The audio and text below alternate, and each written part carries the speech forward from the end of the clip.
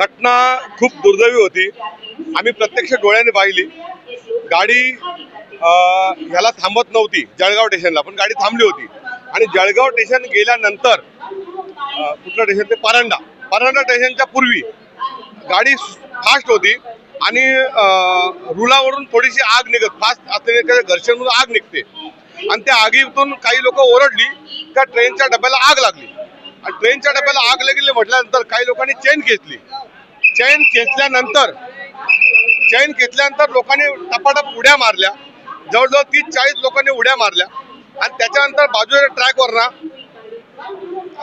कलकत्ता याला बँगलोर एक्सप्रेस जात होती आणि त्याच्यामध्ये बरीचशी लोक चिरडली गेली। त्यातले जवळजवळ आम्ही स्वतः डोळ्यांनी बघितले, मी स्वतः 2 मृतदेह बघितले डोळ्यांनी आणि बाकी आधी लोकांनी बघितले 8-10 लोक। तर आता आम्ही न्यूजला बघितले 11 लोक त्यात एक्सपायर झालेले आहे। 13 जणांचा मृत्यू झालेला यामध्ये। तुमचा काय अनुभव होता जेव्हा ह्या गाडीतून काही प्रवाशांनी उड्या मारल्या?